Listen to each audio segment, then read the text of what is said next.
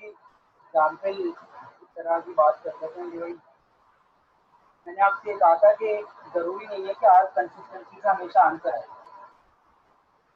तो आप ये सोचिए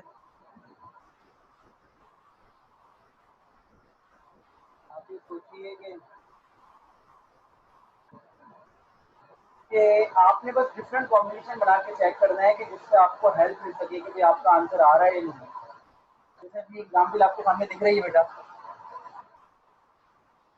इसमें देखिए आर कंसिस्टेंट तो है बट सॉल्यूशन मौजूद नहीं है।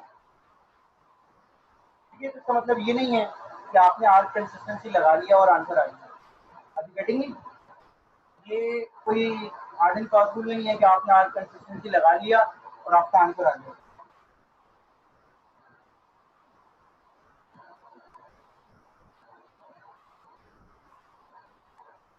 तो बस हमें लगा के चेक करना है कि भाई आर कंसिस्टेंसी से फायदा हो रहा है नहीं हो रहा है। देखिए आप एग्जाम्पल देखें आपके सामने, ये आर कंसिस्टेंट है बट कोई सॉल्यूशन नहीं। आपको नहीं पता कि आप क्या डिलीट करें। देखें आर के लिए यहाँ पर आर जी मौजूद है, तो जी के लिए आर मौजूद है। अब ये दोनों आर का आपस में कंसिस्टेंट है तो डिलीट ही नहीं होगा। सही है, तो मैं आपको एक एग्जाम्पल समझा रहा हूँ ये, फिर इसके बाद आपको एक बोर्ड पे एग्जाम्पल करवाऊंगा तो इन दोनों एग्जाम्पल से आपको आर कंसिस्टेंसी का बेसिक कॉन्सेप्ट समझ में आ जाएगा। एग्जाम्पल जरा और से देखिएगा, जिनको ब्रेक से पहले कुछ प्रॉब्लम थी वो भी देख लीजिएगा, जिनको ब्रेक से पहले प्रॉब्लम थी वो भी देख लें और जिनको समझ में आ गया था वो तो देख लें। ठीक है, ये देखिएगा। सबसे पहले आप ये प्रॉब्लम समझिए कि एक नई प्रॉब्लम है हमारे लिए, ए बी और सी। अब इन्होंने हमें रिलेशन क्या दिया हुआ है कि ए और बी के अंदर जो वैल्यूज हैं उनके दरमियान में कंडीशन ट्रू होनी चाहिए कि ए इज लेस देन बी। सही है, क्लियर? थोड़ा स्पीड से समझिएगा इस प्रॉब्लम को। इसी तरीके से बी और सी के दरमियान में जो रिलेशन है वो क्या है, B is less than C. Simple सी बात है। ठीक है, अब हमें वैल्यूज भी दी है 1 2 3 4 1 2 3 4 1 2 3 4। अब हमें कहा जाता है इसको आर कंसिस्टेंसी रिजॉल्व करने की कोशिश करते हैं। तो सबसे पहले हमने ए और बी को चेक किया, तो कंडीशन ये है कि ए इज लेस देन बी। हमने जब ए और बी को चेक किया तो कंडीशन क्या है, ए इज लेस देन बी।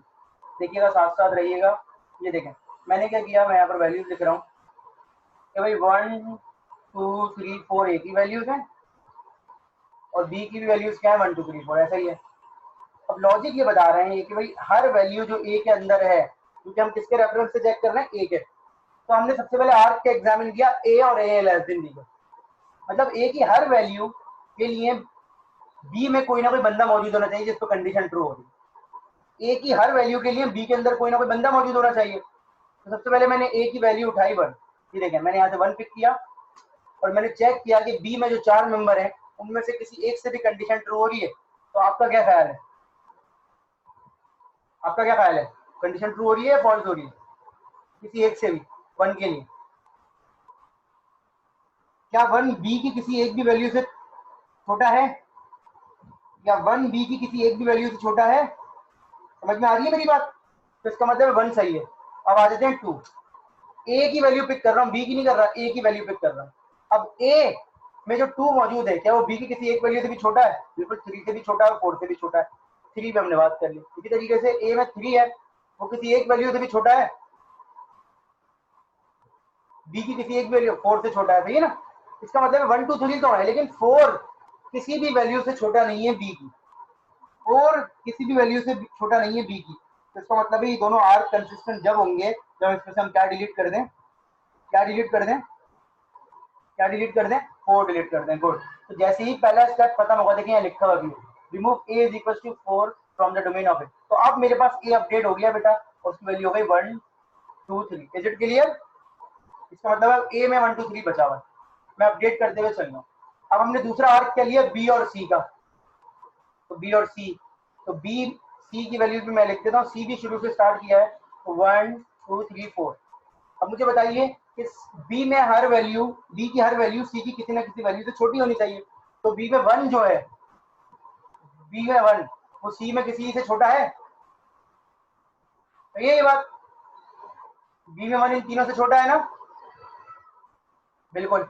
इसी तरीके से बी का 2 जो है वो 3 4 से छोटा है सी के।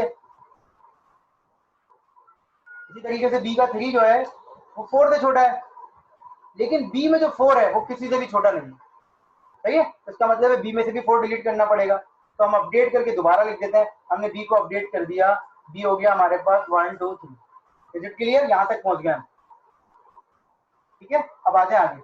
अब हमने दोबारा आर एग्जामिन किया कि बी की हर वैल्यू को ए से बड़ा होना चाहिए।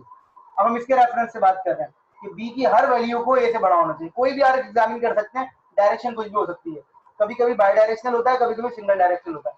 जो इससे पहले हम एग्जाम्पल कर रहे थे उसमें बाई डायरेक्शनल था, क्योंकि कलर जो होता है वो बाइनरी था, वो इसमें भी नहीं इसमें भी नहीं। लेकिन यहाँ क्या है, बी के रेफरेंस से अगर बात करें तो बी को बड़ा होना चाहिए ए की हर वैल्यू से। तो अब बताइए बी में क्या क्या है, अपडेट होगी क्या क्या हो गया, बी में 1 2 3 और ए में क्या है 1 2 3। तो बताइए बी में 1, बी में जो 1 है वो ए की किसी एक वैल्यू से भी बड़ा है। बी में जो 1 है, बेटा दोबारा सुन लीजिए, बी में जो 1 है वो ए की किसी भी वैल्यू से बड़ा है नहीं है। इसका मतलब है बी में जो 1 है वो प्रॉब्लम कर रहा है। कहा कहा ने सही जवाब दिया, ऊपर किसी ने हुसैन ने बोला था। हुसैन, बी में जो 1 है वो ए की किसी भी वैल्यू से बड़ा नहीं है, सही है बेटा। बी में जो 1 है वो ए की किसी भी वैल्यू से बड़ा नहीं है। बी में जो 2 है क्या वो ए की किसी भी वैल्यू से बड़ा है? बी में जो 2 है मौजूद, ठीक है। इसलिए बी में जो 3 है वो किसी एक वैल्यू से भी बड़ा है, बहुत बड़ा है। इसका मतलब बी का जो 1 है वो प्रॉब्लम कर रहा है, तो we need to update B. हमने बी को अपडेट कर दिया, बी में से 1 डिलीट कर दिया, 2 और 3, ठीक है। अब हमारे पास जो सिस्टम में वैल्यूज रह गई हैं, ए में 1 2 3 है, बी में 2 3 है और सी में क्या है 1 2 3 4, ये 3 रह गई है, ठीक है। कर दिया बी डिलीट। अब आगे बढ़ते हैं, जो इन्होंने लिए हैं वही समझा रहा हूँ, आप रैंडम भी कुछ कर सकते हैं, जरूरी नहीं हर दफा डिलीट हो, लेकिन जो इन्होंने वैल्यूज लिए वो लिए। अब दोबारा ए और बी को रेफरेंस चेक करते हैं। ए की हर वैल्यू को लिए बी में कोई ना कोई सिस्टम में मौजूद होना चाहिए। अब ए और बी को कंपेयर कर रहे हैं, I am talking about this this. तो ए में इस वक्त 1 है, क्या वो बी की किसी वैल्यू से छोटा है? ए में जो 1 है वो बी की किसी भी वैल्यू से छोटा है, बहुत सही है। ए में जो 2 है वो किसी भी वैल्यू से छोटा है। ए में जो 3 है वो किसी भी वैल्यू से छोटा है, इसका मतलब है 3 को डिलीट करना पड़ेगा। तो हमने 3 को डिलीट कर दिया बेटा। अब 3 डिलीट हो गया तो ए अपडेट हो चुका है, ए में आ गया है 1 और 2, सही है। बी में आ गया 2 3, ए में आ गया 1 2 और सी।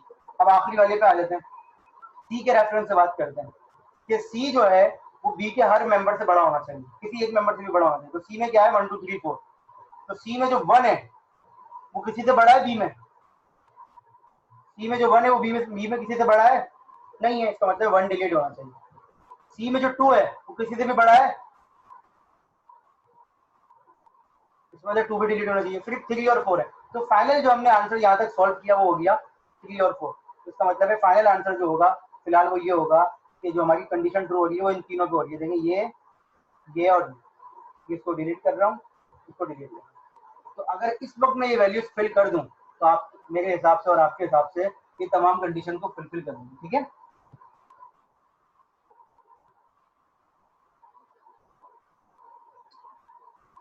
तो ये खिलाएंगे। तो एक एग्जाम्पल ये मैंने आपको दिखा दी। अब मैं आपको एक बोर्ड पे एग्जाम्पल करवा रहा हूँ, ठीक है। तो इन दोनों एग्जाम्पल को भी अपने दिमाग में रखिएगा, बड़ी इजी एग्जाम्पल है ये, लेकिन इनको समझने के लिए आपको थोड़ा सा आगे रहना पड़ेगा। मैंने एक मैप ड्रॉ किया है और उस मैप के अंदर ये कुछ सूरत आ रही है। वैसे तो इस स्लाइड में मौजूद है, ठीक है, क्योंकि मैंने बोर्ड पर ड्रॉ किया है ताकि आपको चीजें थोड़ी सी क्लियर हो,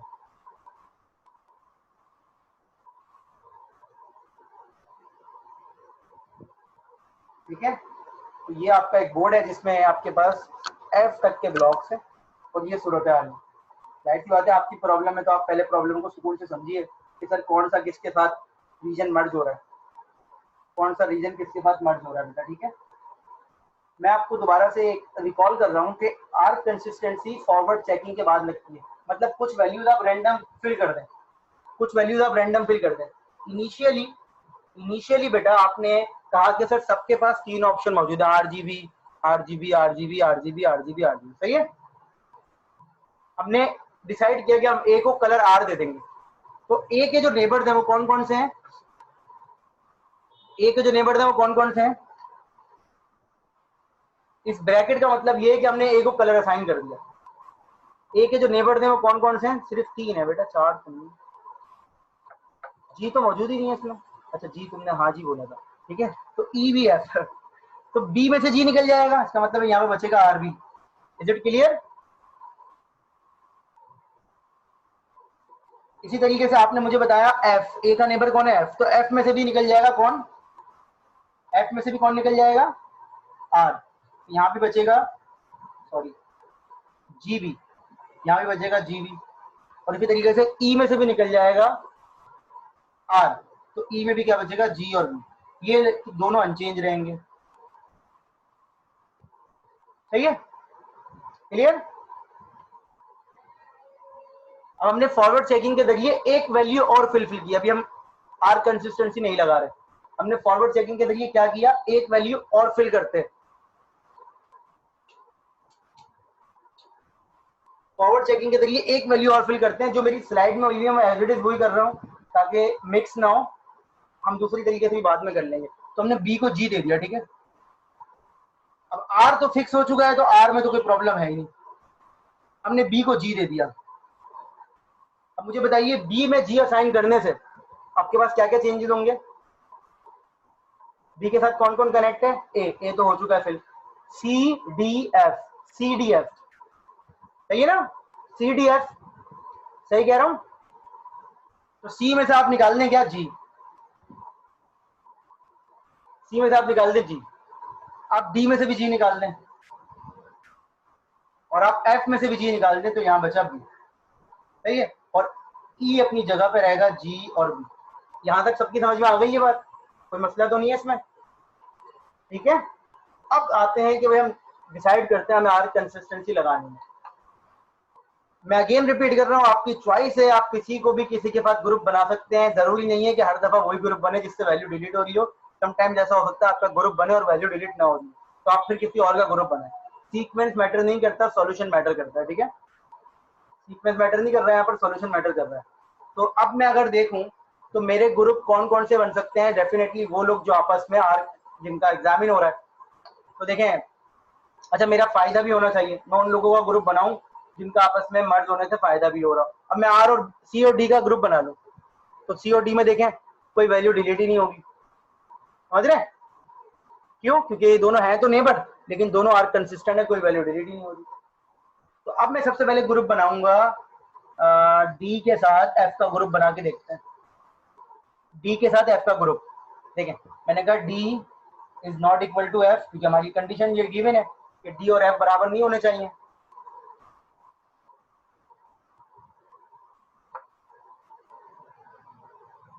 D is not equal to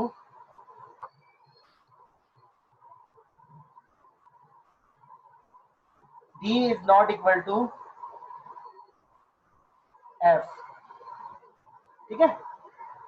अब हमने कहा कि भाई D और F बराबर नहीं होने चाहिए, तो हमने D लिखा यहाँ पर RB और यहाँ लिख दिया B, ठीक है।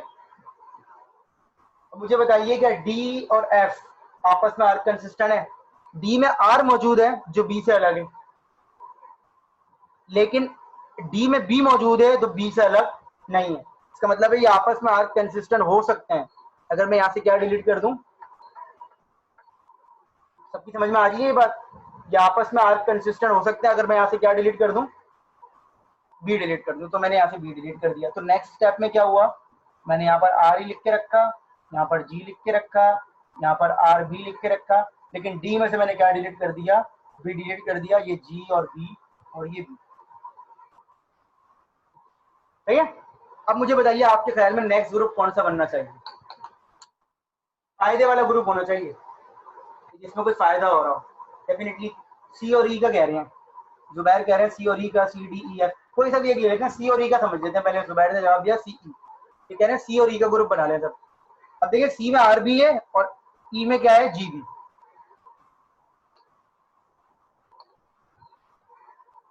ज्यादा बेहतर जुबैर ये होता है, आपका जवाब देखें सही तो है, लेकिन ज्यादा बेहतर पता है क्या होता है, किसी ऐसे को चूज कीजिए कि दूसरे वाले में एक ऑप्शन है। अब अगर फर्स्ट करिए मैं आपकी बात पे आगे बढ़ूं, आर बी जी बी, अब किस में से बी डिलीट करूं, किसी में से भी कर सकता हूं ना, समझ रहे हैं मेरी बात। आर बी और जी बी दोनों में से किसी एक में बी डिलीट होगा, किस में से होगा ये कंफर्म नहीं है। अगर मैंने इसमें से कर दिया, हो सकता है इसमें से करना हो, फंस गया। लेकिन अगर मैं कोई इस तरह का ग्रुप लूं कि जिसमें किसी एक मेंबर के अंदर एक वैल्यू हो और किसी दूसरे के अंदर ज्यादा वैल्यूज हो, तो फायदा होगा। जैसे इसमें देखो मेरे पास एक ही ऑप्शन था कि सी में से भी डिलीट करना है। फर्स्ट करें यहाँ लिखा होता कुछ और, एफ भी लिखा होता, ओ फर्स्ट करें यहाँ लिखा होता जी, तो अब मेरे पास बी यहाँ से भी डिलीट हो सकता था, यहाँ से भी। अब मैं यहाँ से करता है यहाँ से करता तो मैं कंफ्यूज हो जाता है। इसलिए मुझे ऐसा ग्रुप बनाना चाहिए कि जिसमें दूसरे वाले मेंबर के अंदर सिंगल वैल्यू मौजूद हो। Is it clear? तो मैं इफ्रा हारिस ने जो आंसर दिया है सी और डी, मैं इसको चूज कर लेता हूँ, ठीक है, सी और डी लिख लेता हूँ। अब सी और डी, तो सी में क्या है बेटा इस वक्त आर बी, और डी में क्या है इस वक्त आर, ठीक है। मुझे पता है मुझे कैसे डिलीट करना है, आर को डिलीट करना है। तो मैं यहाँ पर आया, मैंने लिखा आर जी बी आर और जी बी और बी, तो इसका मतलब है यहाँ तक मैं सही काम कर रहा हूँ, ठीक है। अब बताइए नेक्स्ट ग्रुप एक ही बचा है, ई के साथ किसका ग्रुप बनाना चाहिए? ई के साथ किसका ग्रुप बनाना चाहिए? एफ का, गुड, ठीक है। ई और एफ का ग्रुप बना लेते हैं, ई और एफ का ग्रुप बना लेते हैं। तो ई और एफ का क्या है भाई, जी और B not equal to B, यहाँ से बी डिलीट हुआ, यहाँ से बी डिलीट, सही है, जगह नहीं है मेरे पास, आप इसको देख लीजिए। Is it clear to all of you? Logic समझ में आ रही है? अच्छा, हमने सूरत हाल वहां से ली जहाँ से सॉल्यूशन हो सकता है आपको फॉरवर्ड चेकिंग में ऐसी वैल्यू शुरू में दे दी जाए कि भाई आप ए में कुछ और कलर फिल कर दें। फर्स्ट करें हम इसी सीक्वेंस को कंटिन्यू करें तो वेरीफाई कर लेते हैं कि भाई सही भी है या नहीं है।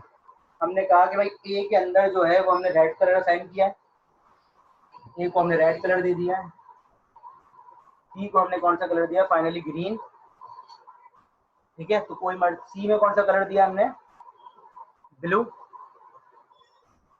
डी में हमने कौन सा कलर दिया है, रेड, ई में हमने कौन सा कलर असाइन किया है, जी, और एफ में कौन सा कलर असाइन किया है, बी। देखिए कोई कोई वो हो रहा है, कोई कॉन्फ्लिक्ट आ रहा है, कोई कंस्ट्रेंट वायलेट तो नहीं हो रहा? वेरीफाई कर लीजिए, वैसे तो नहीं हो रहा होगा लेकिन एक दफा देख लीजिए। देखें अगर मैं बी को पिक करूं तो यहाँ पर जी है, यहाँ पर बी है, यहाँ पर मतलब ब्लू, बी ब्लॉक को पिक करूं तो यहाँ ग्रीन है, यहाँ ब्लू और रेड है, और यहाँ पर क्या है, ब्लू। तो देखिए आपस में कोई इसके देखें जिसके साथ भी यहाँ पर रेड, यहाँ पर ब्लू, यहाँ पर रेड, यहाँ पर ब्लू, तो किसी में भी ग्रीन नहीं है इसके बॉर्डर में, सही है। अगर मैं डी को पिक करूं तो डी में रेड है, तो इसके बॉर्डर में देखें यहाँ पर ब्लू, यहाँ पर ग्रीन, यहाँ पर ब्लू, यहाँ पर ग्रीन, सही है, और यहाँ पर ए, तो कोई किसी के साथ कॉन्फ्लिक्ट नहीं कर रहा है। Clear to all of you? सही है।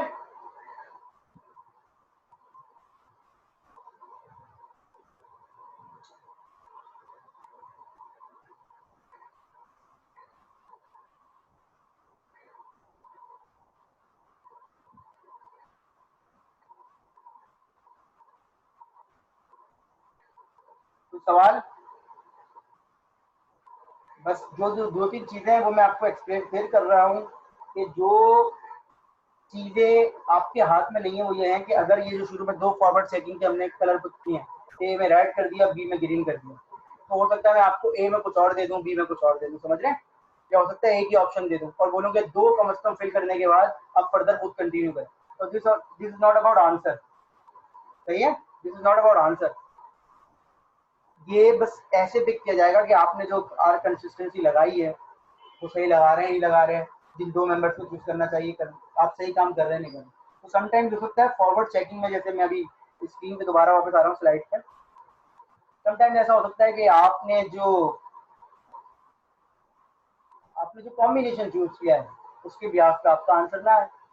जैसे हमने पीछे बात की थी, आपको याद होगा ये बात, पीछे हमने तो थोड़ी देर पहले बात की थी, वो क्या की थी कि जिसमें हमने कलर मैपिंग की बात की थी, मैं वापस जा रहा हूँ उस पर, ये देखो, ये देखें। तो समटाइम्स ऐसा होता है आप कंसिस्टेंसी से आपका आंसर ना है, आप किसी ऐसे कॉम्बिनेशन में फंस जाए कि जिससे फर्दर ना हो, तो फिर आप नीचे वापस जाएंगे, समझ रहे हैं? तो मतलब है जो आपने ग्रुप बनाए हैं या जो आपने चीजें असाइन की हैं वो सही नहीं थी। Is it clear?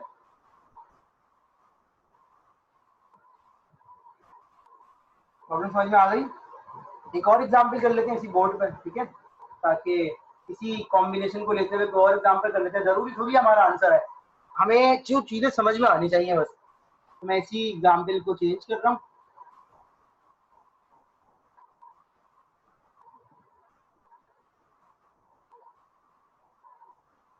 ठीक है। तो ये ब्लॉक बी है,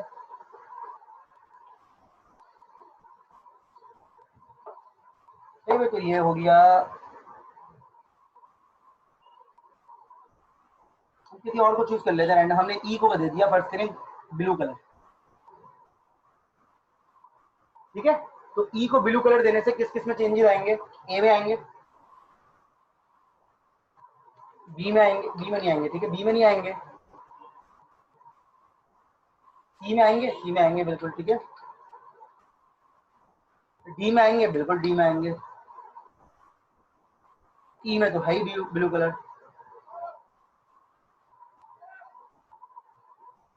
और एफ में आएंगे, बिल्कुल एफ में आएंगे। तो ई जो है वो ज्यादातर लोगों के साथ कनेक्ट, ठीक है, आर और जी, क्लियर। अच्छा जी, अब आगे बढ़ते हैं। ई के बाद हम कहते हैं कि भाई हम दे देते हैं एफ को, हम एफ को कोई कलर असाइन कर देते हैं। तो एफ के बाद देखें दो ही ऑप्शन है, आर और जी, तो या तो जी दे देते हैं, ठीक है, इसको हमने इसको जी दे दिया, तो पहले तो इसको जी कर देते हैं, इसको बी कर देते हैं, ठीक है। अब एफ देखें किस किस से कनेक्ट है, एफ कनेक्ट है डी से, तो डी में से भी जी निकल जाना चाहिए, एफ कनेक्ट है डी से, उसमें से जी निकल गया। अच्छा जी, फिर एफ कनेक्ट है बी से, उसमें से भी जी निकल गया। अच्छा जी, एफ कनेक्ट है ए से, बिल्कुल है, उसमें से भी जी निकल गया। एफ कनेक्ट है सी से, नहीं है, सही है ये। अब हम कोशिश करके देखते हैं भाई, इस सिनेरियो को अगर आगे लेके चलें तो आंसर आता है नहीं आता। मैंने पहले भी रिपीट किया है कि आप लोगों को ये फिक्र नहीं होनी चाहिए कि सर हमारा तो आंसर ही नहीं आ रहा था। समटाइम्स ऐसा हो सकता है सिर्फ स्टेप्स हम समझना चाह रहे हो आपसे। तो मैं ग्रुप बना लेता हूँ, खुद बना के देख रहा हूँ, ठीक है। मैं सी और डी का ग्रुप बनाता हूँ, बन रहा है, बन रहा है, ठीक है। तो सी और डी का ग्रुप बना लेता हूँ।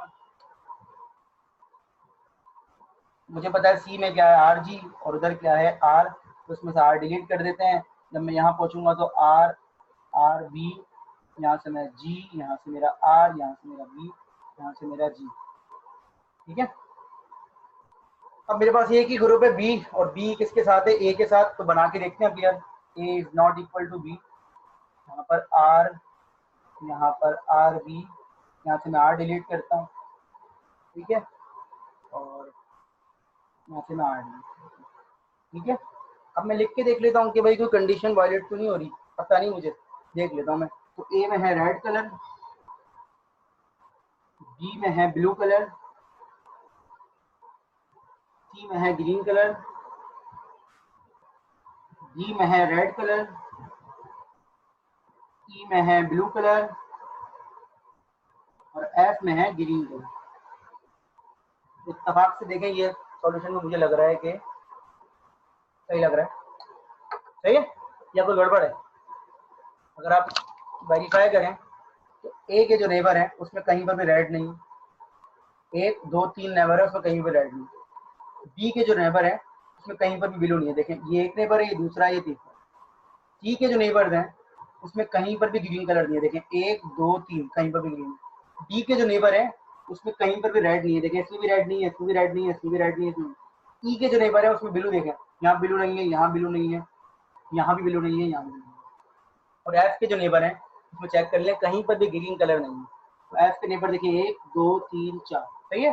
तो समटाइम्स हो सकता है किसी भी फॉरवर्ड चेकिंग से आपका आंसर आ जाए और उसके बाद आंसर, समटाइम्स ऐसा हो सकता है कि आंसर ना हो, ठीक है। तो इज इट क्लियर।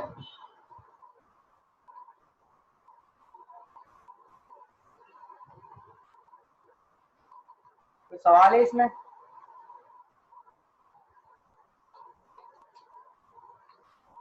कोई भी सवाल हो तो बताइए प्लीज।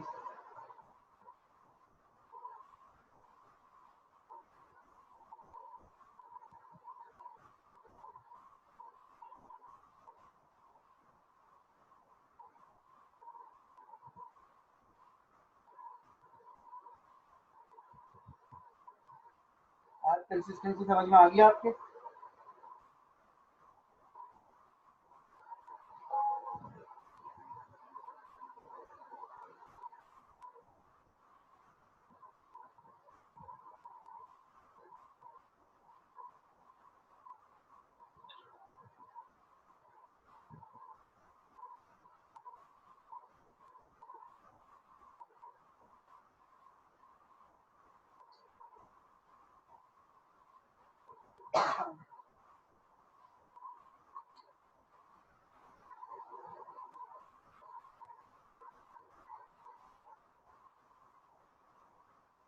आपको एक चीज़ और समझा रहा हूँ, उसके बाद जो है मैं आपको बताऊंगा कि आपका असाइनमेंट क्या है। ठीक है,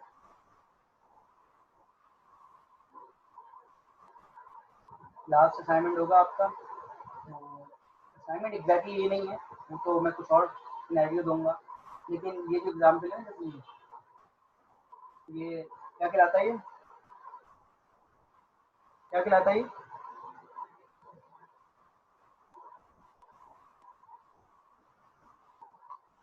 सुडोकू। ठीक है, सुडोकू गेम है। तो आपको पता है फिर जब आप नाम बता रहे हैं कुछ लोग, तो आपको नहीं पता होगा कि इसमें होता क्या है। क्या होता है बेटा इसमें?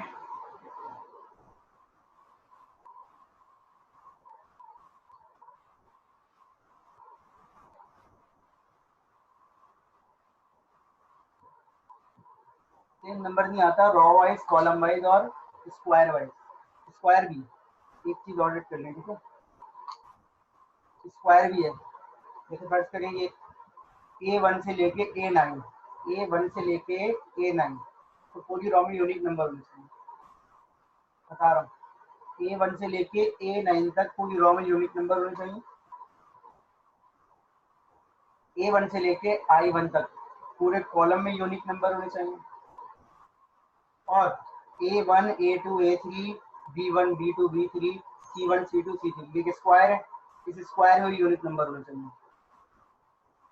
दोबारा सुन लीजिए, एक रॉ में, एक कॉलम में, ये तो सब आपको पता ही है, लेकिन अब इसमें स्क्वायर की कंडीशन भी आ गई कि ब्लॉक जो है 3x3 का, इसमें भी डिफरेंट नंबर होने चाहिए। तो मुझे कोई ये बता सकता है कि इसमें कितने तरह के कंस्ट्रेंट है?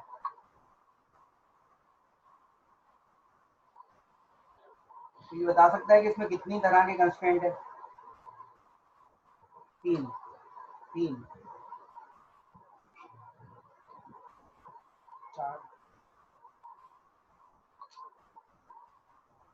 इसमें 27 कंस्ट्रेंट है।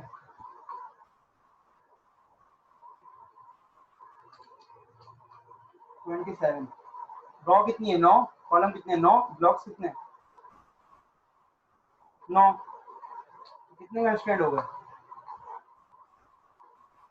दोबारा सुन लीजिए, रॉ कितनी है? 9। कॉलम कितने? 9। और ब्लॉक्स कितने? 9। ये देखिएगा, मतलब इंडेक्स के हिसाब से अगर हम बात करें, हमने लिखा ऑल डिफरेंट। मेरा फर्स्ट कंस्ट्रेंट क्या हो गया? ऑल डिफरेंस A1 से A9 तक, ऑल डिफरेंट। दूसरा कंस्ट्रेंट क्या हो गया? ऑल डिफरेंट B1 से B9। तीसरा क्या हो गया? ऑल डिफरेंट C1 से C9 एंड थ्रू I1 से I9। ये हो गए 9 कंस्ट्रेंट, जो कि रॉ चेक कर रहे हैं। क्या चेक कर रहे हैं? रॉ। ठीक है बेटा। अब दूसरा कंस्ट्रेंट क्या है? All different column wise, all different column wise, all different A1 से लेके I1, A2 से लेके I2 एंड सो ऑन। तो तीसरा कंस्ट्रेंट क्या है? Square wise. ठीक है,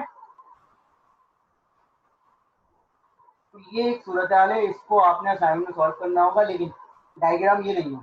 डायग्राम मैं अभी आपको देता हूँ, ये मीटिंग एंड होती है तो मैं आपको बताता हूँ एग्जैक्टली आपका असाइनमेंट क्या है। मैं अपलोड कर रहा हूँ वहाँ पर, उसमें आपको एक ब्लॉक दिया होगा इनिशियल, और आपने क्या करना होगा वो भी आपको समझा रहा हूँ। लेकिन फर्स्ट कीजिए इसको, आपको सॉल्व करना। फर्स्ट कीजिए इसको, आपने सॉल्व करना। तो इसको स्टार्ट करने का तरीका क्या है और इसको असाइनमेंट के तौर पर कैसे सॉल्व करना है आपको, आपने सिर्फ डायरेक्ट वैल्यूज फिल नहीं करनी। आप जो जो स्टेप परफॉर्म करेंगे, एक मेन डायग्राम ये हो गई, इस मेन डायग्राम में आप वैल्यूज पुट करते रहेंगे, लेकिन जो जो वैल्यूज पुट करेंगे, जिस सीक्वेंस से, जिस अंडरस्टैंडिंग से आप वो वैल्यूज पुट करेंगे, आप मुझे एक्सप्लेन करेंगे, चाहे वो नंबर्स की फॉर्म में हो, चाहे वो डिस्क्रिप्टिव फॉर्म में हो। जैसे अभी हमने डिस्क्रिप्टिव फॉर्म में किया था, सॉरी नंबर्स की फॉर्म में किया था, एंड क्यों पदर प्रॉब्लम में मैं हर ब्लॉक में नंबर लिख रहा था। तो मैं आपको एक्सप्लेन करके एक स्टेप समझा रहा हूँ, ये देखिएगा। फर्ज कीजिए कि भाई हमने डिसाइड किया, अब ये आपकी चॉइस है, फर्स्ट करें हमने डिसाइड किया कि हमें 6 वाला कॉलम पहले फिल करना है, क्योंकि इसमें ज़्यादा वैल्यूज फिल हुई हैं, इसमें भी ज़्यादा वैल्यूज फिल हुई हैं, इसमें भी ज़्यादा हुई हैं, तो हमने ऐसे चूज कर लिया। ठीक है, तो अब हम आए, हमने कहा कि भाई इसमें 3 ऐसे हैं जिसमें वैल्यूज कहाँ है, तो मैंने A6 चूज किया। A6 के पास कितने ऑप्शन है, कोई बता सकता है? A6 के पास कितने ऑप्शन है पॉसिबल? अगर सिर्फ कॉलम के रेफरेंस से समझे तो A6 के पास कितने ऑप्शन है? 3 ऑप्शन है। देखें A6 में, अगर इस कॉलम में देखें तो इस कॉलम में क्या नहीं है? 1 नहीं है, 4 नहीं है और 7 नहीं है। तो मैंने कहा A6 में 1, 4, 7 आ सकता है। फिर मैंने कहा E6 में भी 147 आ सकता है। पहले मैंने कॉलम ऑब्जर्व किया है, कॉलम ऑब्जर्व करके बता रहा हूँ मैं आपको 147। फिर मैंने कहा इसी तरीके से I6 के अंदर भी क्या आ सकता है 147। एक मिनट रुक जाओ बेटा, एक मिनट। मैंने कहा कि मैं 6 कॉलम को मैंने पिक किया, मैंने इग्नोर कर दिया रॉस को, इग्नोर कर दिया स्क्वायर को। मैंने कहा 6 कॉलम में 6 वैल्यूज मौजूद है, इन 6 के अलावा 3 वैल्यूज नहीं है, ना 1 है, ना 4 है, ना 7 है, ठीक है ना। अब मैंने कहा कि भाई A6 के अंदर ये 3 पॉसिबिलिटीज हैं। फिर मैंने कहा E6 के अंदर भी 3 पॉसिबिलिटी है और I6 के अंदर भी। अब मैं आया वापस और मैंने कहा इसको फर्दर सॉल्व करते हैं। तो मैंने पहली लाइन में लिखा कि लेट्स पिक द कॉलम 6, सही है ना, और we have index A6, E6, I6, ये पॉसिबिलिटीज हैं कि मैंने थोड़ा सा डिफाइन कर दिया। फिर मैं आया नेक्स्ट स्टेप पे, मैंने कहा कि भाई यहाँ 147 आ सकता है या 147 आ सकता है या 147। लेकिन जैसे ही मैंने ये I को चेक किया तो मैंने कहा since we have 1 in I5, since we have 1 in I5, तो इसका मतलब है I6 में से 1 डिलीट हो गया। तो ये आप यहाँ कट कर दें। ये पॉइंट की समझ में आया, क्योंकि यहाँ पर 1 मौजूद है तो यहाँ पर 1 नहीं आ सकता। Is it clear? ठीक है, तो इसका मतलब है अब इस जगह पे कितना ऑप्शन है मेरे पास, अब इस जगह पे ऑप्शन है 4 7। अब इस जगह पे कितना ऑप्शन है 4 7, सही है। और इस जगह पे कितना ऑप्शन है 4 7। ऊपर गया तो इस ब्लॉक में 7 लिखा हुआ है, ये देखिए लिखा हुआ है ना 7, और इस रो में भी 7 लिखा हुआ है। इसका मतलब है इसमें 7 नहीं आ सकता। क्लियर हो गई बात? ये मैं डिस्क्रिप्शन डिफाइन करूंगा। फिर मैं इधर आया तो मैंने कहा कि भाई सही है, यहाँ पर जो है वो 4 और 1 और 4 मौजूद है या 4 7 मौजूद है, ठीक है। अब मैं अगर फर्दर देखूं तो इस लाइन में और क्या देख सकता हूँ, तो मैंने कहा कि भाई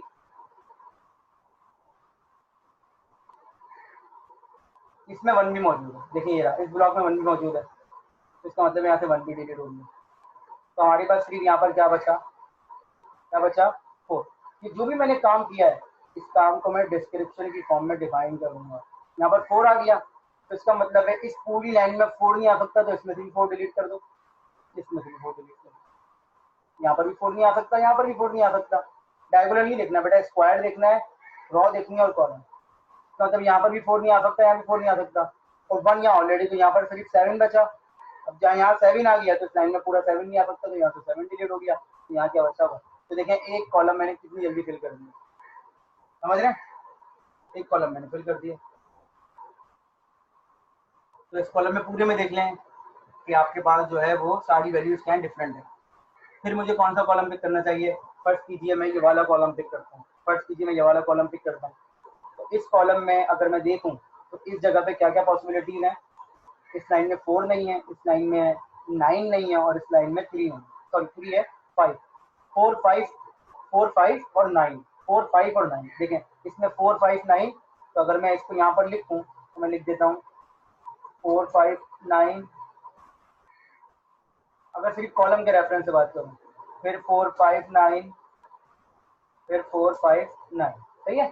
अब अगर मैं 4 5 9 देखूँ तो इसमें 5 मौजूद है ऑलरेडी, इसका मतलब है इसमें 5 नहीं आ सकता। ये देखिए 5 यहाँ मौजूद है, तो यहाँ से 5 डिलीट कर दिया। इधर देखें इसमें 4 मौजूद है, तो इसमें 4 नहीं आ सकता। तो ये जो भी हम काम कर रहे हैं ये मुझे लिखना है, इसमें 9 मौजूद है तो इसमें 9 नहीं आ सकता, ठीक है। अभी हमने कुछ कम कर दिया, अब हम आगे फर्दर बढ़ते हैं।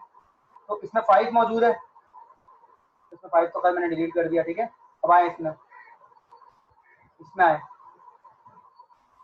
तो फर्दर देखें क्या है हो सकती है हमारी। इस लाइन में देखिए यहाँ पर 4 मौजूद है, नहीं है। यहाँ पर 9 मौजूद है, नहीं है। इस लाइन में देखिए क्या यहाँ 4 मौजूद है, 4 मौजूद है। क्या इसमें 9 मौजूद है, 9 मौजूद है। इस लाइन में देखिए क्या यहाँ 4 मौजूद है, नहीं है। क्या 5 मौजूद है, देखिए इसमें 5 मौजूद है, तो इसमें से 5 भी डिलीट हो गया। तो यहाँ क्या बचा, सिर्फ 4 बचा। यहाँ पर मैं 4 लिख देता, ठीक है, यहाँ मैंने 4 लिख दिया। अब जब यहाँ 4 आ गया तो इन दोनों में से कौन सा ऑप्शन खत्म हो जाएगा, 4 का। इसमें तो 4 है नहीं, लेकिन इसमें 4 है, तो यहाँ क्या आ गया, 9 आ गया। तो अब यहाँ से 9 डिलीट हो गया, तो यहाँ क्या बचा, सिर्फ 5 बचा। बेटा सारी चीजें देखनी है। कहा आपने मेरी बात नहीं सुनी थी। मैं कॉलम क्यों ले रहा हूँ कि कॉलम के रेफरेंस से देखूँ तो गालियां वैल्यूज फिल हुई थी, 6 वैल्यूज फिल हुई थी कॉलम में। तो पहले मैंने कॉलम पिक किया, जब कॉलम पिक कर लिया, कॉलम की क्लैशेस निकाल लिए, तो फिर मैंने रॉ और स्क्वायर देखा फॉर एवरीथिंग, ठीक है। मैंने पहले कॉलम क्यों पिक किया था कि कॉलम इसलिए पिक किया था 6 वैल्यूज थी कॉलम में, अगर मैं किसी भी रॉ को पिक करता हूँ तो किसी में 5 थी, किसी में 4 थी। समझ में आ रही है बात? अब देखें इस पूरे कॉलम में देखें सब डिफरेंट है, इस पूरे कॉलम में देखें सब डिफरेंट है, इस रॉ में देखें अभी तक जो फिल किए सब अलग अलग है, इस रॉ में देखें जो अभी तक फिल किए सब अलग अलग है, इस रॉ में देखें जो अभी तक फिल किए सब अलग अलग है। अब अगर मैं नेक्स्ट आपसे पूछूं तो आपके ख्याल में आप इसे किसे चूज करना चाहिए? ज्यादा वाले को तो आप इसको भी चूज कर सकते हैं और इसको भी चूज कर सकते हैं, ठीक है। लेकिन अगर आप इसको चूज करेंगे तो बेवकूफी होगी क्योंकि इसमें अच्छी खासी वैल्यूज खाली है, समझ रहे हैं? आप 7 को पिक कर लें। Is it clear to all of you? अगर हम 7 पे फर्दर बात करें तो 7 में देखें, मुझे बताइए कि क्या क्या पॉसिबिलिटी है, जल्दी से बताइए। इसमें क्या क्या रहता है? इसमें 1 नहीं है, और क्या नहीं है? 7 नहीं है और 8 नहीं है, ठीक है। तो 178, 178, 178। अब जब हमने कॉलम के हिसाब से देख लिया, कॉलम के हिसाब से देख लिया तो हम देखेंगे कि भाई इस जगह पे देखें 178, तो यहाँ पर 1 मौजूद है इधर, तो इसमें तो 1 डिलीट कर दें, ठीक है। यहाँ से 1 डिलीट कर दिया। इसमें देखें इसमें 8 मौजूद है तो इधर से 8 डिलीट कर दिया। इसमें देखें यहाँ पर भी 8 मौजूद है, यहाँ से 8 डिलीट कर दिया। ये देखें 8 के मौजूद है, ठीक है। अब बताइए फर्दर क्या हो सकता है बेटा? इसके पास 7 8 का ऑप्शन मौजूद है, इसके पास 1 और 7 का ऑप्शन मौजूद है। देखिए यहाँ पर 7 लिखा हुआ है तो यहाँ से 7 डिलीट कर दिया, यहाँ क्या आ गया सिर्फ 1। जब यहाँ पर 1 आ गया तो इसमें से 1 निकल गया, तो यहाँ पर क्या आ गया? 7 आ गया।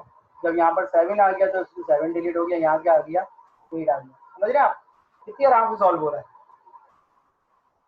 तो हम पहले वो कॉलम पिक कर रहे हैं, तो इस तरीके से आपने असाइनमेंट सॉल्व करना होगा। ऐसे 2 क्वेश्चन होंगे आपके पास सुडोकू के, और दोनों में इनिशियल जो ब्लॉक फिल हुआ होगा वो अलग अलग हुआ होगा। आपने उसको डिटेल में सॉल्व करके मुझे सबमिट करवाना है। ये जो काम मैं कर रहा हूँ इसकी जो डिस्क्रिप्शन में बोल रहा था ये आपको लिखनी होगी। क्लियर? Is it clear? ठीक है, कोई भी चीज हो तो फिर मुझे अभी बता दें, ठीक है। जस्ट ये आपके अंडरस्टैंडिंग के लिए है कि आपको चीजें समझते हुए इसको सॉल्व करना है। सिर्फ डायरेक्ट आंसर जो कॉपी करेगा वो 0 मार्क्स है, या डिस्क्रिप्शन अगर एक आध पेज की होगी वो भी 0 मार्क्स है। आपको ये तमाम स्टेप्स मुझे बताने हैं, चाहे तो ये नंबर की फॉर्म में बता दें, नंबर की फॉर्म में जो हमने किया हुआ, ठीक है। कोई भी सवाल है तो मुझे बता दीजिए, कोई भी क्वेश्चन है तो बता दीजिए, कोई कंफ्यूजन है तो बता दीजिए। शाबाश।